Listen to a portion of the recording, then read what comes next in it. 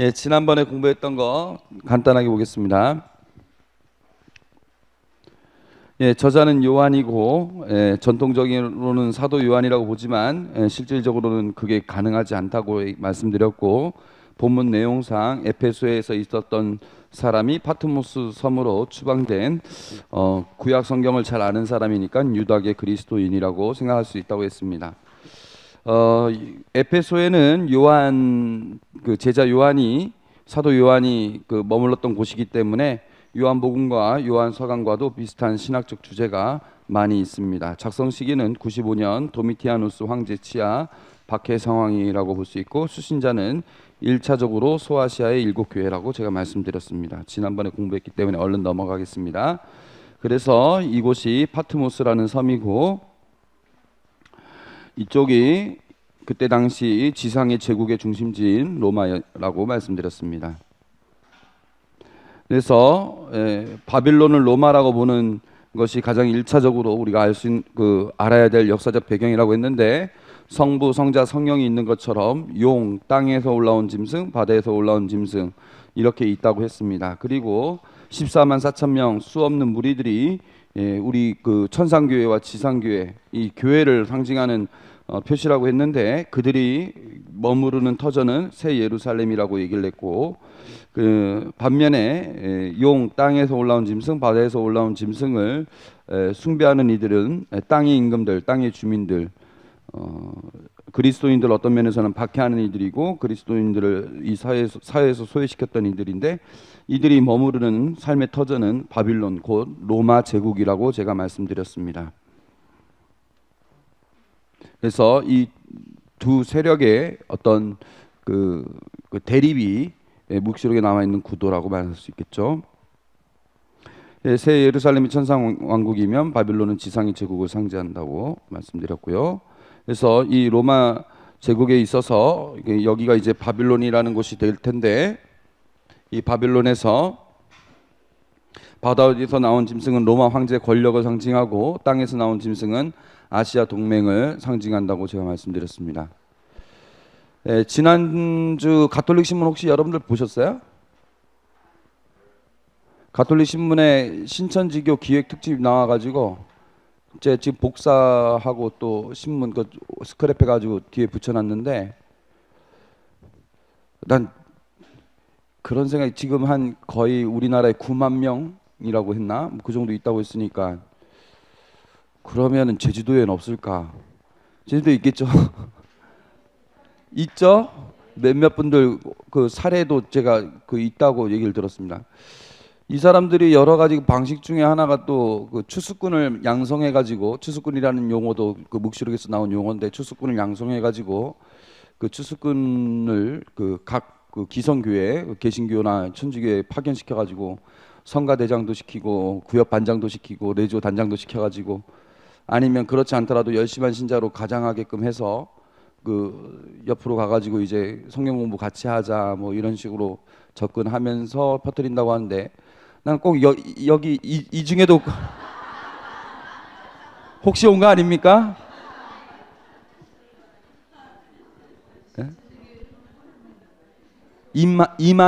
이만희라는 우리나라 사람입니다. 그 사람이 이제 성령이라고. 그러니까 이제 구약은 예수님을 예언한 내용이고, 신약은 성령 협조자, 그 개신교에서는 보혜사라고 하는데, 보혜사가 이제 오실 것을 예언한 내용이다. 그 보혜사가 드디어 왔으니 그의 이름은 이만이다. 그가 증거 장막 성전을 이제 그 경기도 과천인가 어디인가 세워놓고 어쩌고 한다 뭐 이렇게 하면서, 젊은 사람들도 많이 가요. 그래서 뭐 그 전남대 나치 사건도 있었고 막. 예, 그래요? 예. 혹시라도 여기 오셨으면 그냥 조용히 있다가 조용히 가십시오. 괜히 우리 천주교 이 착한 신자들 괴롭히지 말고.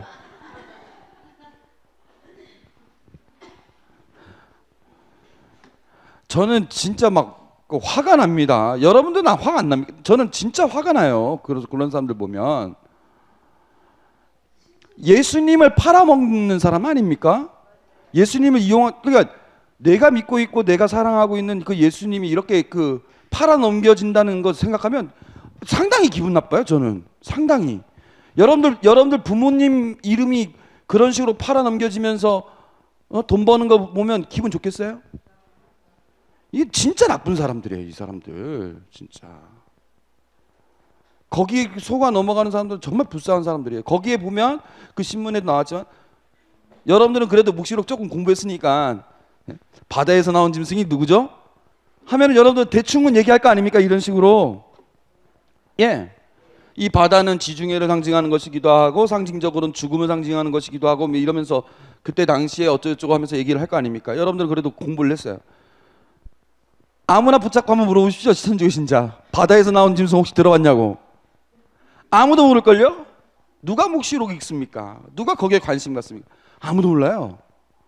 왜 뭐 땅에서 나온 짐승 막 어쩌고저쩌고 아무도 몰라요. 이제 막 그 묵시록 막 8장 9장 막 10장 넘어가면 막 동방에서 어쩌고저쩌고 막 뭐 바람이 불고 막 이런 얘기하면 도대체 이게 뭔 얘기냐? 아무도 몰라요.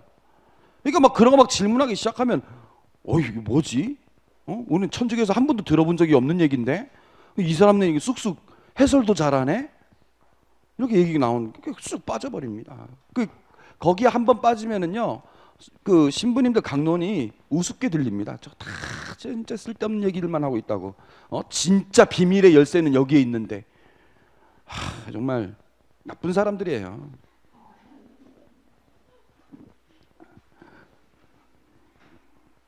그래서 막 그 청년들도 막 가출하고 막 짐 싸고 나오고 막 그런 일들도 벌어지고 있죠. 왜 우리나라는 이렇게 우리나라는 정말 어떻게 이단의 카리스마가 있는지 이단 종교도 잘 만들지만 한번 만들면 또 기가 차게 만들어 버려가지고 세계적인 기업도 만들어 버리고 참.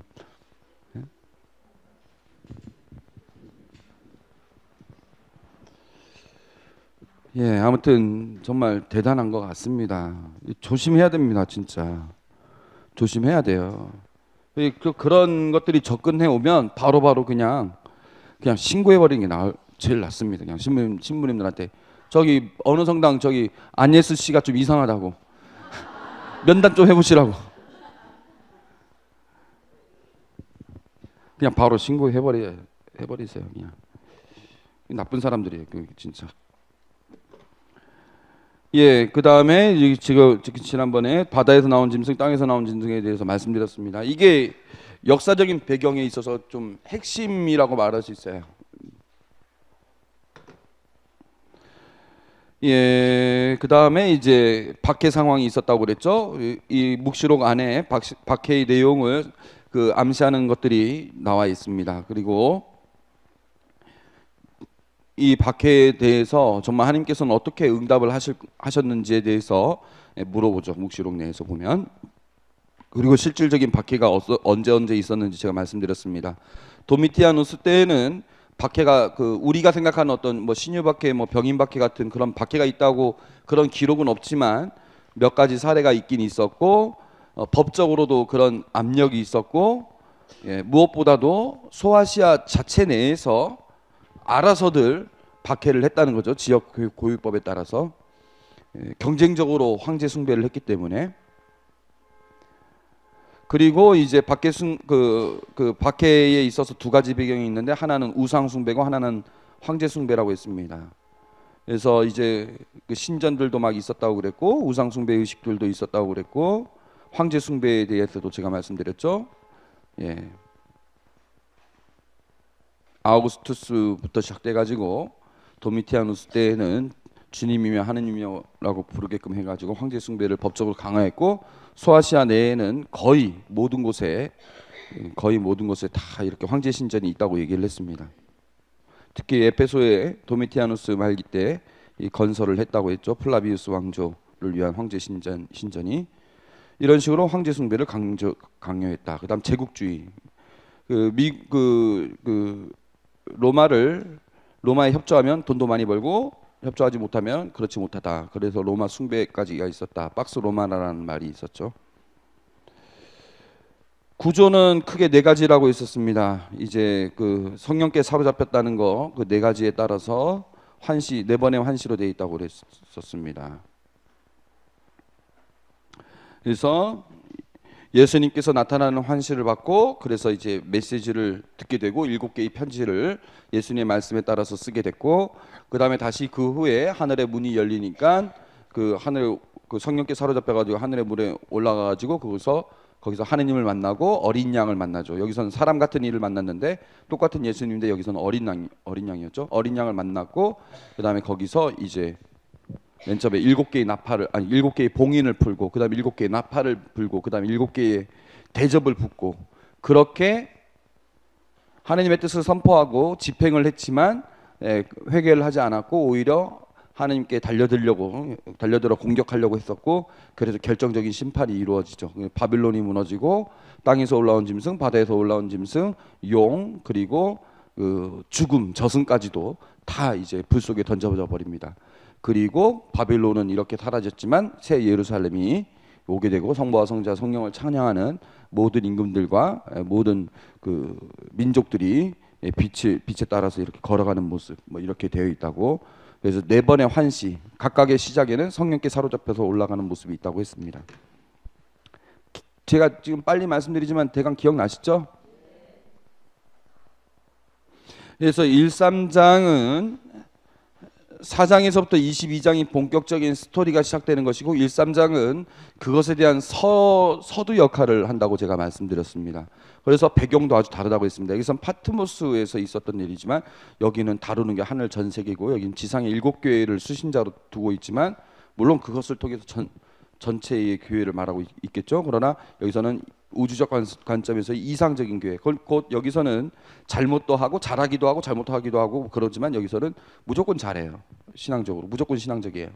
그리고 여기는 그리스도가 우리와 비슷한 모습인데 여기서는 어린 양입니다. 그래서 전혀 다른 모습. 여기는 다큐멘터리라고 할 수 있고 여기는 판타지 영화라고 제가 말씀드렸습니다. 그래서 장막을 걷기 전에 마치 변사가 얘기하는 것처럼 막 얘기를 하다가 장막을 드디어 걷어가면서 본격적인 스토리가 이야기되는 것처럼 이렇게 묘사가 됐다고 했죠. 4장에서 22장의 내용.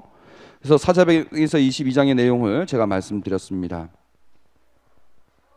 그래서 4장이 맨 처음 시작되면 하나님께서 등장하고 어린 양이 등장했고 그 다음에 7개의 봉인된 두루마리를 계시했고 딱 계시가 되니까 개막절례 환시, 제가 그때 말씀드렸죠. 하나님의 뜻이 탁 열려지니까 그때부터 이제 분향을 하기 시작하면서 나팔 소리가 울리기 시작했고 그러면서 드디어 심판이 벌어집니다.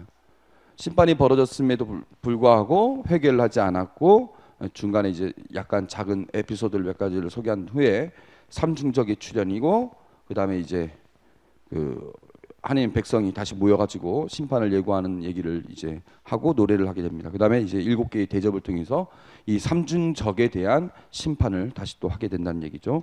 그게 4장부터 16장까지의 내용입니다. 예, 그 다음에 7개의 나팔의 내용을 보면 7개의 나팔 내용 중에 나와 있는 부분입니다. 이 재앙으로 죽임을 당하지 않은 나머지 7개의 봉인이 끝난 다음에 7개의 나팔이 풀어지죠. 그때부터 본격적인 심판이 시작되는 것인데 이 재앙으로 죽임을 당하지 않는 나머지 사람들도 저희 손으로 만든 작품들을 단념하지 않았습니다. 그러니까 회개하지 않았다는 거예요. 하나님은 회개를 바라시면서 당신의 뜻을 펼치셨는데 회개를 하지 않았습니다.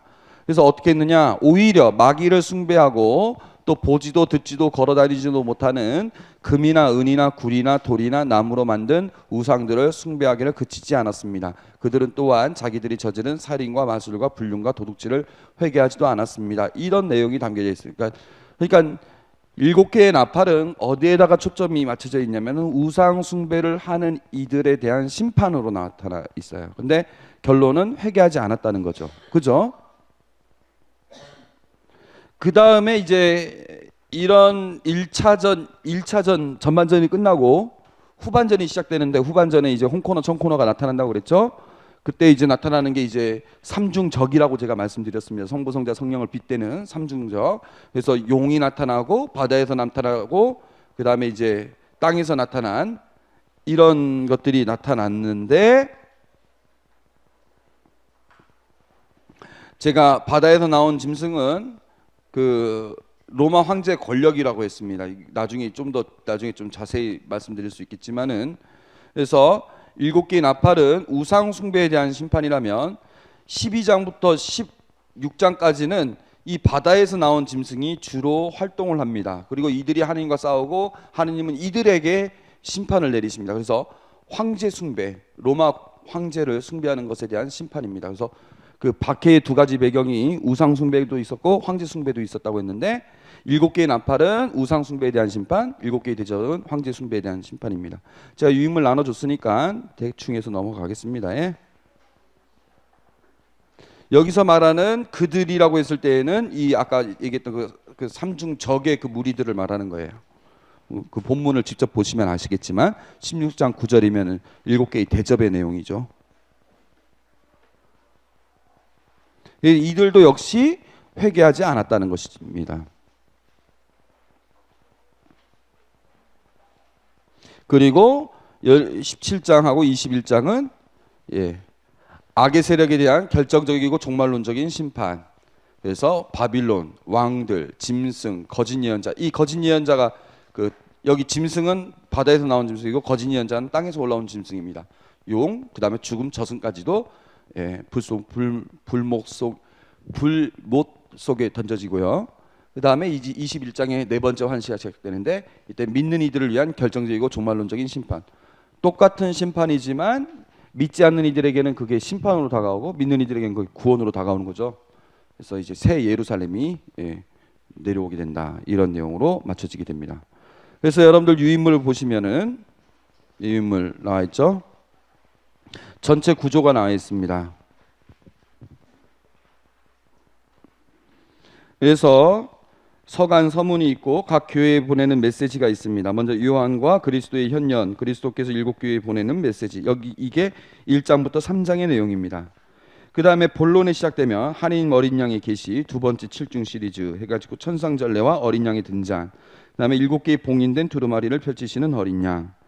그거 일곱 개의 봉인된 두루마리를 펼치시자 드디어 하느님의 심판이 시작됩니다. 두 가지 우상 숭배와 회개를 바라는 하느님의 심판 해가지고 천상 제단에 바치는 성도들의 기도와 하느님의 응답이 있었고, 그런 개막 전례가 시작되자마자 일곱 개의 나팔을 통해 전형적인 우상 숭배, 그러니까 제우스, 아폴로, 아르테미스 뭐 이런 그 로마 신과 그리스 신에 나오는 우상 숭배들, 이건 황제 숭배하고 또 다른 숭배죠.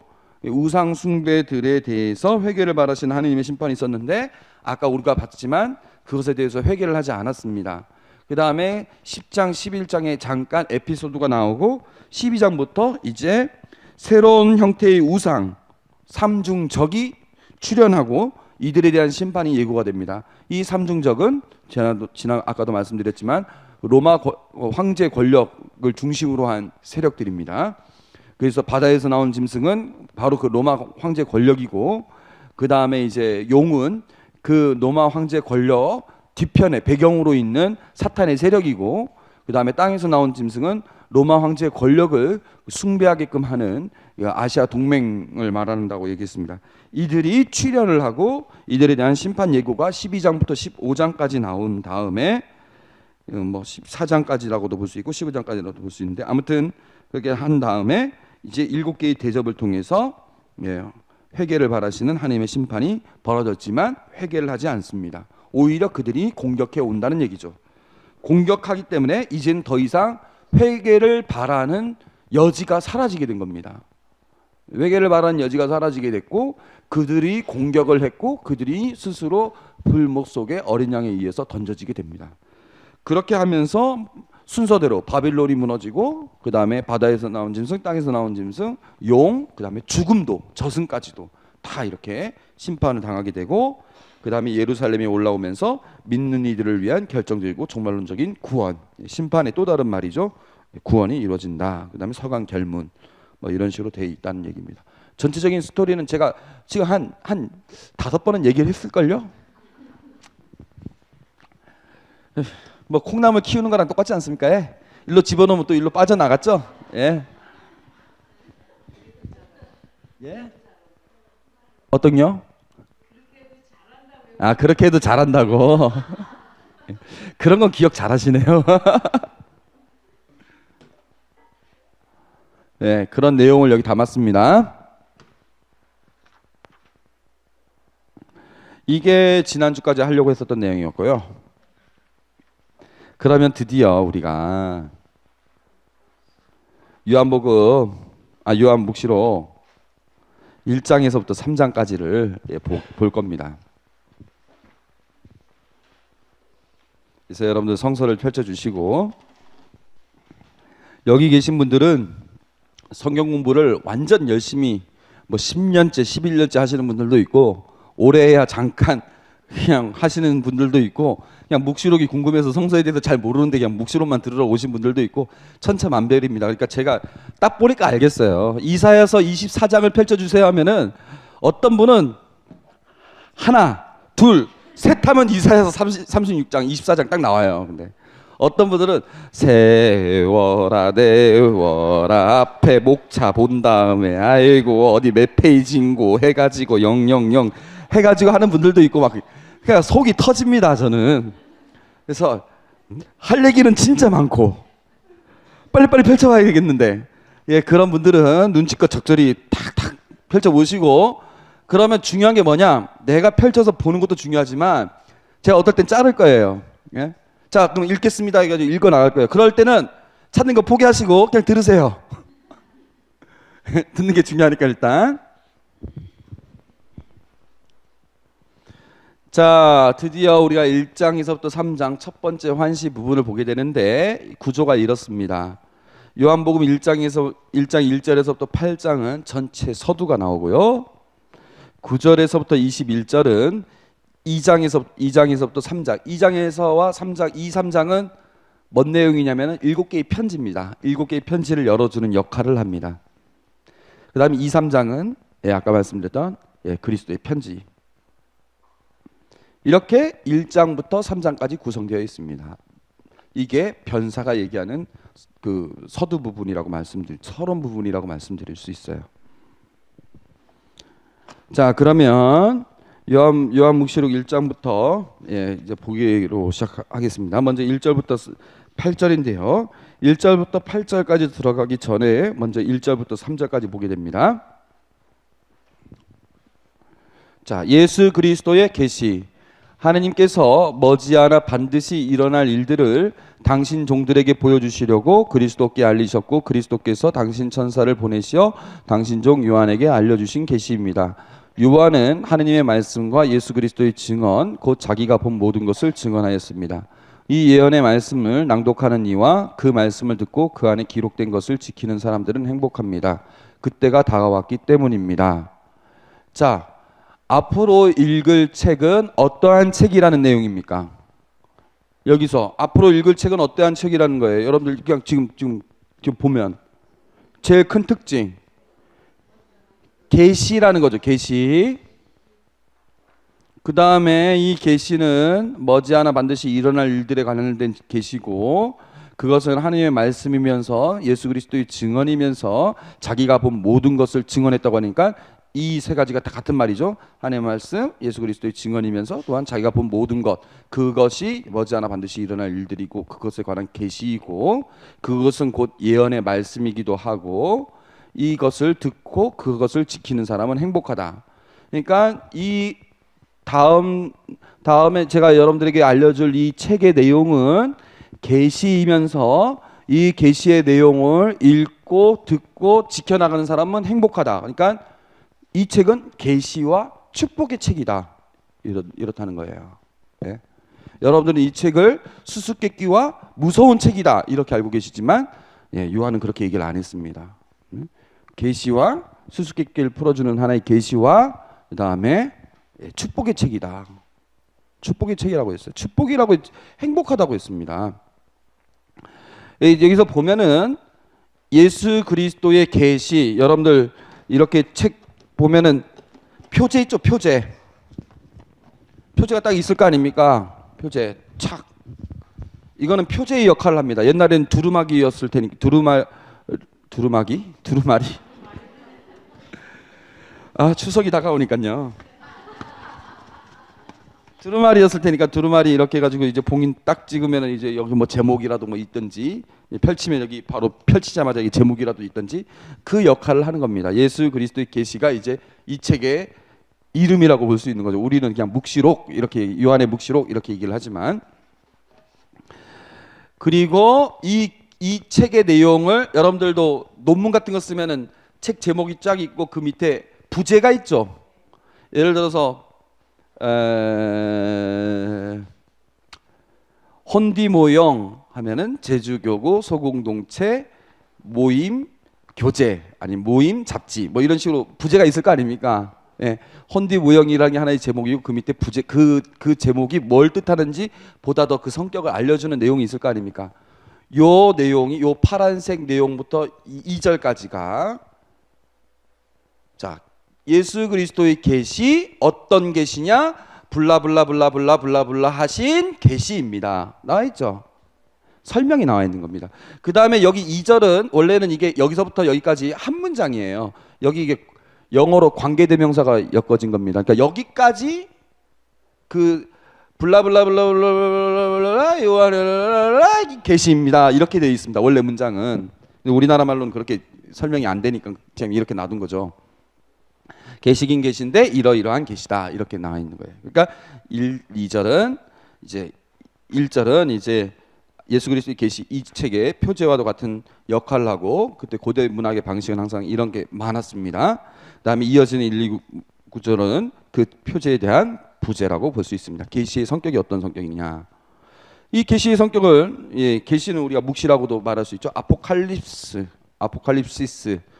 그 말을 쓴다는 거는 오늘날 레벨레이션이라고도 하고 아포칼립스라고도 하는데 묵시라고도 말할 수 있고 계시라고도 말할 수 있다고 했습니다. 이 감춰진 걸 벗겨낸다는 뜻이라고 했습니다. 그런데 어떠한 성격이냐?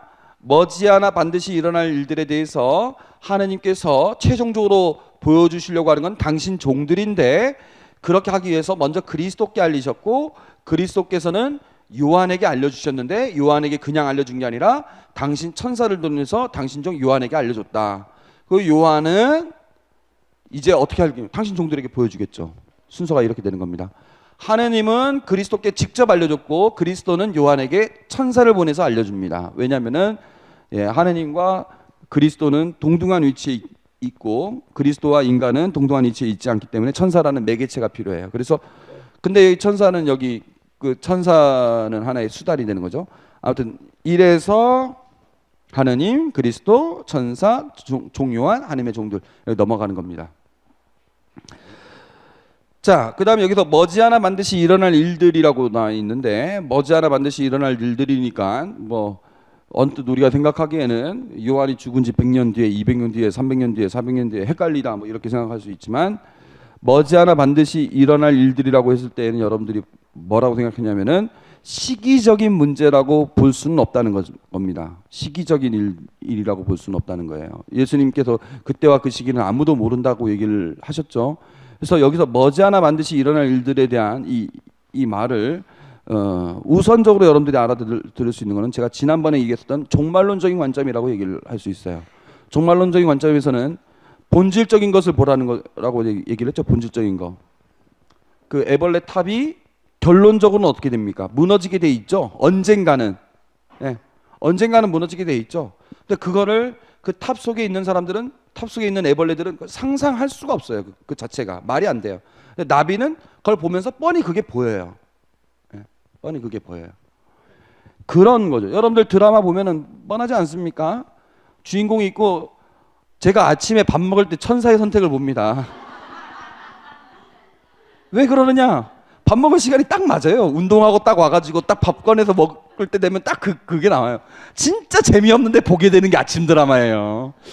정말 아침 드라마 정말 신기해. 하나도 재미없고 너무 뻔한데. 그래서 한 달 전, 2달 전부터 저는 알아요. 나쁜 놈들 보나마나 망할 거. 보나마나 보여요. 저는 보이거든요. 왜?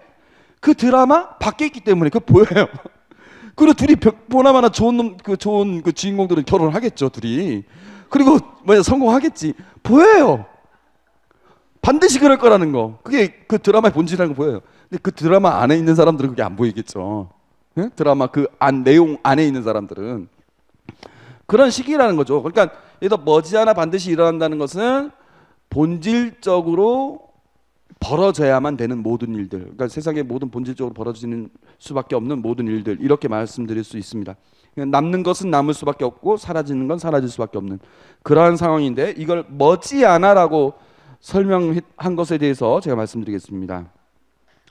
이 말은 어디에서 나온 거냐면은 다니엘서 2장 28절에서 나온 얘기입니다. 다니엘서 2장 28절을 보면은 하늘에는 신비를 드러내시는 하느님께서 계십니다. 신비를 드러내다 두 글자로 뭐? 아유, 어떠할 거니? 막 똑똑해 불어가지고 콩나물도 있지만 콩나물 아닌 분들도 계시네. 신비를 드러내시는 하느님이 계십니다. 그분께서 뒷날 그 70인 역이라고 했을 때는 이 다니엘서는 원래 히브리어로 되어 있는데 그거를 이제 그리스어로 번역을 했거든요. 그 그리스어로 번역한 것을 신약 성경을 쓰던 많은 사람들이 그 그리스어 구약 성경도 많이 읽었어요. 그러니까 70인역의 번역도 중요합니다.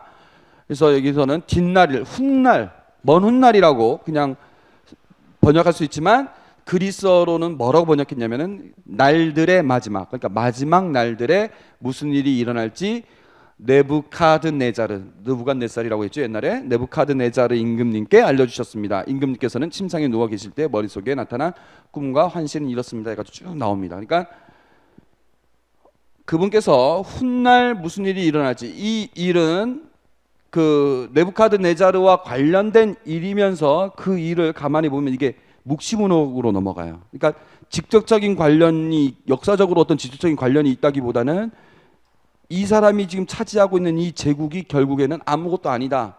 결국엔 너도 결국에 하나님 앞에서 아무것도 아니다. 뭐 이런 내용들이 펼쳐지는 거예요. 꿈과 환시의 내용이 결국엔 그런 내용인데, 그것이 이제 본질적인 내용이고 종말론적인 하나의 사건이라고 말씀드릴 수 있는데, 이때만 해도 먼 훗날이겠지, 마지막이겠지, 지금 당장은 좀 요원한 거겠지, 이렇게만 생각했는데 묵시록 저자는 뭐라고 했냐면 그게 이제 머지않아 반드시 일어날 거다. 이제는 때가 찼다라는 거예요.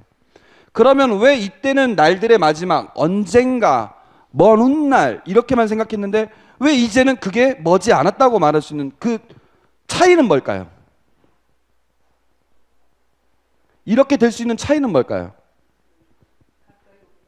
그러니까 왜 가까이 왔을까요? 예수님이 오셔서 세상을 구원하셨기 때문입니다. 그러니까 이 시대, 예수님이 오셔서 세상을 구원한 이후로 이 시대는 곧 마지막 시대가 된 겁니다. 사람들은 그 자체로 자신의 본질이 무엇인지를 발견하게 됐고 그 본질에 따라서 살아갈 수 있는 힘이 생겼다는 거예요. 이미 죽음은 극복이 된 겁니다. 이미 우리에게 영원한 생명은 주어진 것이고 하나님 나라는 우리에게 가까이 왔습니다. 이미 그렇게 됐다는 거예요. 예수 그리스도를 통해서. 그래서 지금 내가 얘기하고 있는 모든 일들은 언젠가 메시아가 와야만 이루어질 일들이 아니라 이미 메시아가 왔기 때문에 이미 우리에게는 직접적인 연관이 있는 일들이다.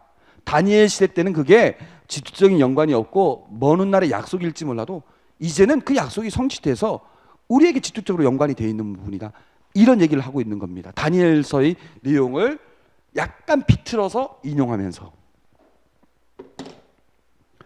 제 얘기를 다 이해하려고 하지 않으셔도 됩니다. 근데 차이는 그거죠. 예수님이 오셨다 안 오셨다의 그 차이라는 거죠. 그래서 구약 시대에는 언젠가 벌어지리라고 생각했던 일들이 있었는데 그 언젠가 벌어질 그 일들이 이제 곧 벌어지는 것이다.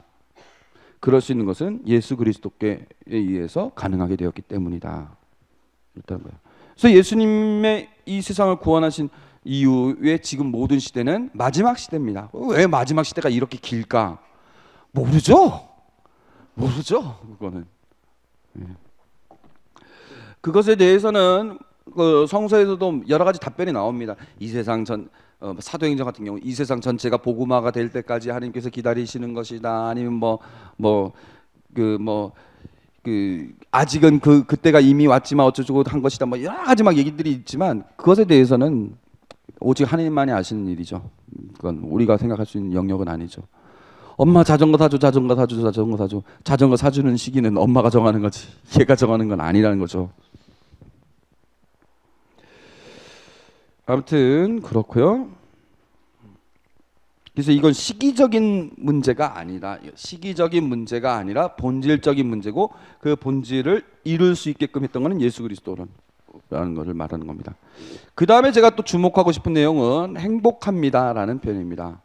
이 표현은 마카리오스라는 표현인데 우리 상상설교 때 행복하다 마음이 가난한 사람들 하늘나라가 그들의 것이다. 행복하다 슬퍼하는 사람들 하늘나라가 뭐 이런 얘기 있죠. 예. 상상설교에 나오는 행복하여라랑 똑같은 선언입니다. 그러니까 여기도 행복하여라 이 예언의 말씀을 낭독하는 이와 그 말씀을 듣고 그 안에 기록된 것을 지키는 사람들 이렇게 원래 직역을 할 수 있는 내용인데 이게 묵시록에 몇 번 나오느냐? 몇 번 나올 것 같아요? 예, 7번. 그냥 찍으면 7번입니다. 1장 3절 지금 나와 있는 거 14장 13절 16장 15절 19장 9절 20장 6절 22장 7절 14절 왜 7번 나왔겠어요? 묵시록의 책은 축복의 책이라는 거예요. 묵시록에는요 이렇게 몇 번을 사용했느냐라는 걸 통해서도 의미를 전달합니다. 그러니까 아주 묵시록을 쓴 그 파트모스 요한은 아주 치밀하게 씁니다. 진짜 그 숙고를 많이 해서 쓴 사람이라 진짜 보면 볼수록 천재라는 생각이 드는데 천재와 같습니다. 가령 예를 들어서요. 묵시록 안에서의 그 사용 횟수를 통한 이 숫자를 보면은요. 우린 이미 7개의 메시지 뭐 7개의 나팔 뭐 이런 거 들어봤죠. 그런 것뿐만 아니라 뭐 4개의 생물 뭐 7개의 그 뭐 영 뭐 어쩌고 그런 표현들이 막 있습니다. 근데 그것뿐만 아니라 그것도 있고 예수님이라는 말이 14번 나옵니다. 14번. 14면은 몇 곱하기 몇입니까? 7 곱하기 2. 7이라는 거는 완전수죠. 2는 뭡니까? 2는 무슨 숫자입니까? 예수님께서 제자들을 보내실 때 몇씩 짝지어 보내십니까? 왜 둘입니까?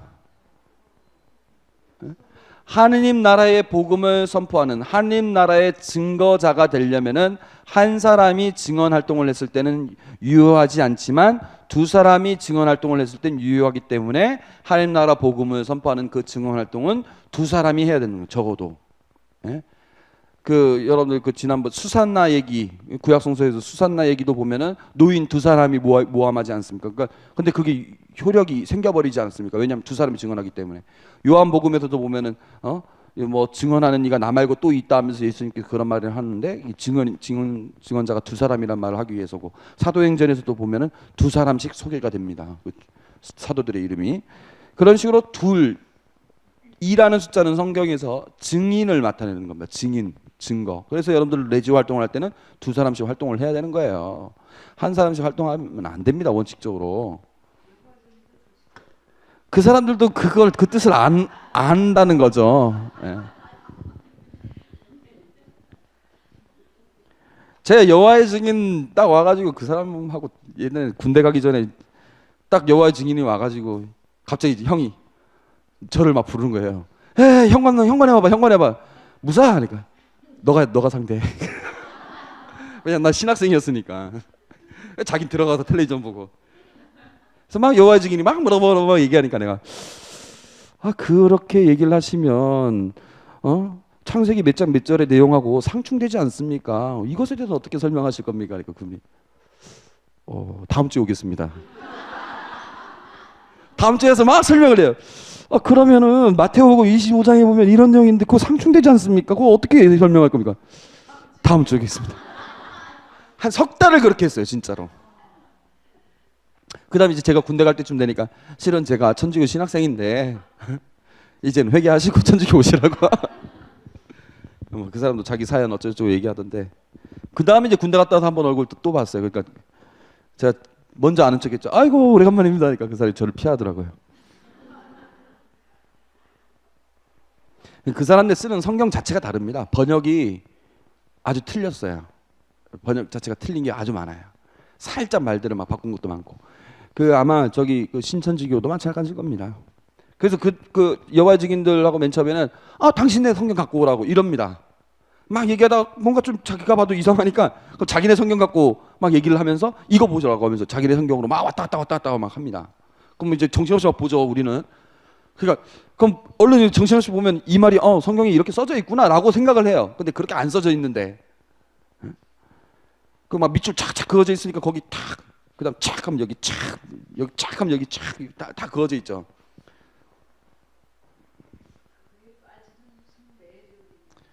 예, 매력이 있는가 봅니다. 다행이죠. 저는 좋은 부모님 만나가지고 그래도 그런데 안 빠진 걸 보면. 예, 그래서 왜 7 곱하기 2냐? 예수님의 인성, 그 충만하신 인성, 예수님이 사람이 되셨다는 것은 곧 우리를 사랑하시고 우리를 구원하시기 위함인데 그 인성을 우리 교회 공동체가 증거를 하고 또 예수님께서 이 세상에 오셨고 그분을 직접 보셨기 사람이신 하느님을 직접 우리가 보았다는 것이 그분을 계속 증거하게 하는 근거가 된다. 이런 어떤 메시지를 암암리에 집어놨다는 거죠. 예수가 있으면 또 뭐가 있습니까? 그리스도가 있죠? 예수는 이름입니다. 여러분 한재호 신부님 하면 한재호가 이름 아닙니까? 신부님은 제 직무를 나타내는 호칭이죠. 예수는 이름입니다. 그러니까 이름이니까 나자렛 예수라고 하는 거예요. 헷갈리니까. 예. 뭐 그러면 다른 예수도 있느냐? 다른 예수도 많았어요. 예. 이름 그냥 철수, 민수, 뭐 만수, 뭐 영희, 철수 뭐 이런 이름하고 똑같은 그런 이름입니다. 근데 그 예수님이 그리스도라는 거예요. 그리스도는 뭔 뜻입니까? 구세주, 기름 부음 받은 자 이런 뜻이죠. 칭호입니다. 호칭입니다. 그 직무를 나타내는. 그러니까 한재호 신부님 하면 나는 신부다. 한재호는 신부다. 이런 뜻이죠. 예수는 그리스도이시다. 그리스도가 7번 나왔다는 거죠. 메시아가 그리스도랑 같은 말입니다. 메시아는 히브리어고 그리스도는 히라버입니다. 그리스어입니다. 둘 다 기름 부음 받은 자, 구세주 이런 뜻입니다. 근데 구약에서부터 고대하던 그 그리스도를 이제야 예수님을 통해서 만났다. 성취가 됐다. 뭐 이런 의미. 그래서 7번 나옵니다. 그리스도라는 말이. 어린 양. 어린 양은 책에는 28번 나왔다고 했는데 제가 세봤거든요. 혹시 모르니까 29번 나왔더라고요. 그래서 그 한 번이 분명히 예외적으로 나온 것일 것 같은데 그걸 제가 일일이 찾아보면 이거는 인용된 거기 때문에 뭐 아닌 걸로 칠 수 있다 뭐 이렇게 말할 수 있겠는데 아무튼 29번 나왔으니까 29번 나온 걸로 봐야죠. 한 몇 번이고 셌어요? 28번이어야 되는데 아무튼 28번이든 29번이든 뭐 더 큰 뜻이 있겠지만 일단은 기본적으로 볼 수 있는 거는 4 곱하기 7이라는 거죠. 4는 무슨 숫자예요? 그럼 4도 완전한 숫자고 7도 완전한 숫자고 뭐 3도 완전한 숫자고 뭡니까? 4는 기본적으로 사방팔방 온 세상 지상세계를 나타내는 겁니다. 4라는 숫자는. 그래서 참 신기한 게 예수님에 대해서 사복음서가 있지 않습니까? 사복음서라는 것은 예수님에 대한 똑같은 그 관점을 똑같은 예수님에 대한 모습을 우리는 예수님에 대해서 한 가지 모습으로만 다 볼 수 없으니까 지상의 곳곳의 모습을 통해서 우리가 예수님을 입체 조명을 하는 거죠. 어떤 면에서는 마테오의 딸은 마르코의 딸은 루카의 딸은 요한의 딸은 이 네 가지의 관점을 통해서 지상의 모든 관점을 통해서 예수님을 바라봐야만이 예수님을 제대로 알을 수 있다. 뭐 이렇게 말할 수 있는 상징적인 모습이죠.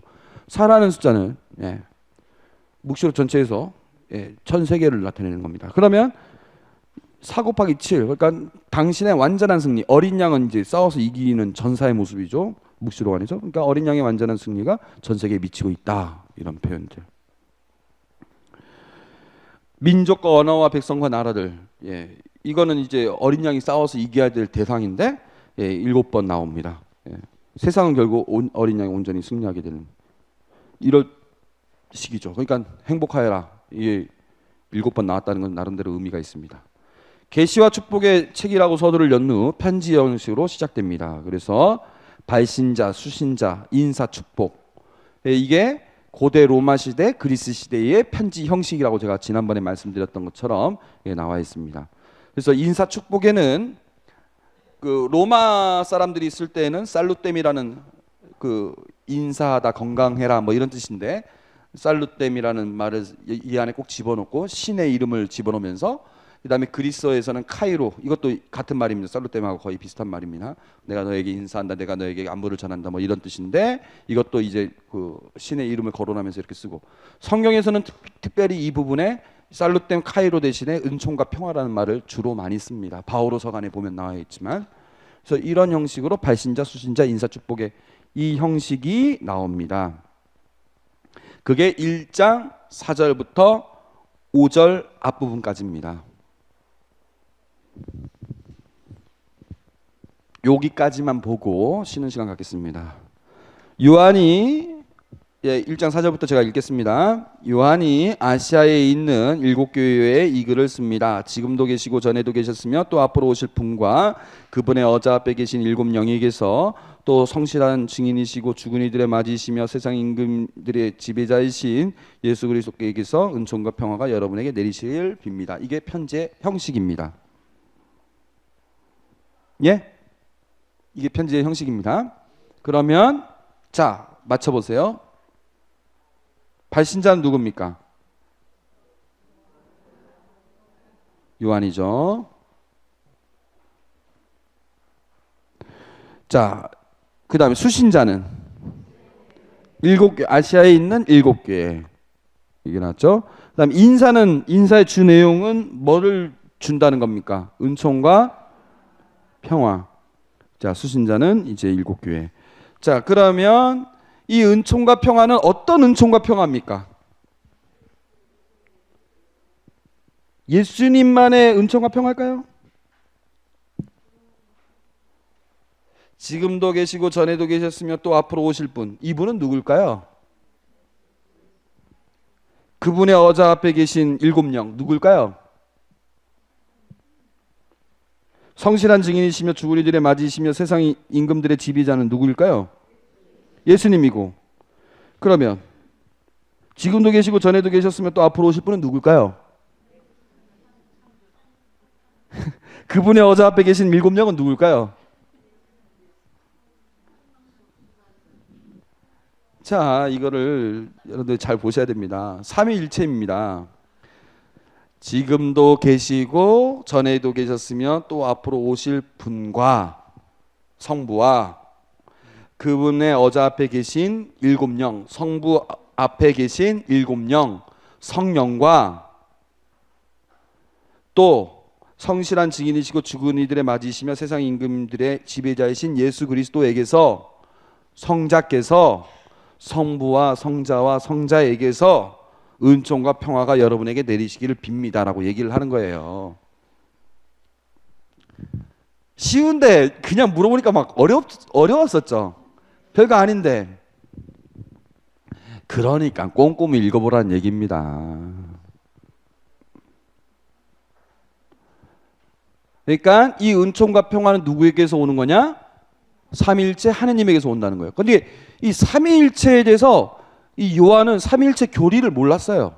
왜냐하면 삼위일체 교리는 칼체동 공의에서부터 나왔으니까 요한 이후에 200년, 300년 뒤에 나왔던 내용이기 때문에 요한 몰랐지만 알아요. 하느님은 예수 그리스도와 동등한 분이시고 예수 그리스도는 성령을 충만히 받으셨고 또 그 성령은 또 하느님과 긴밀히 연결되어 있고 이 세 분은 각각은 다르지만 다 하느님급이라고 말할 수 있고 그렇다고 하느님은 세 분은 아니다.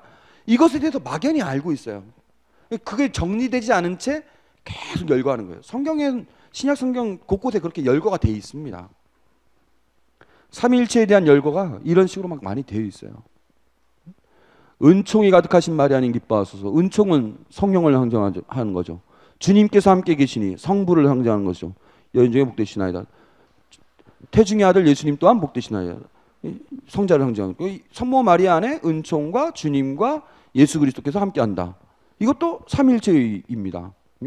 세례를 받을 때 예수님이 계시고 하늘의 목소리가 나온다. 그 목소리는 성부의 목소리고 비둘기가 그 안에 내린다. 그 성령 아닙니까? 성부와 성자 성령께서 그 안에 있고 예수님께서 거룩하게 변모하실 때 예수님이 거기서 거룩하게 변모하는데 구름이 그들을 덮죠. 구름은 성령을 상징하죠. 그 다음에 하늘에서 목소리가 나오죠. 이는 내 사랑하는 아들이 너희들 그의 말을 들어라. 이거는 성부의 목소리죠. 예수님의 거룩한 면모 안에 삼위일체의 일치가 드러나는 거죠. 이런 식으로 그 삼위일체의 그런 일치된 모습이 성경 안에 알게 모르게 계속 나옵니다. 근데 그들은 그것을 교리적으로 딱딱 정리해서 말을 하지 않았던 것뿐이죠. 자, 그러면 이 은총과 평화는 성부와 성자 성령에 의해서 나온다고 보는데, 그래서 묵시록 안에 성부와 성자 성령이 아주 막 어우러지게 막 등장합니다. 근데 이 성부와 성자 성령을 왜 하필이면 이렇게 표현을 했는지에 대해서는 10분 후에 보도록 하겠습니다. 네, 10분 후에 올게요.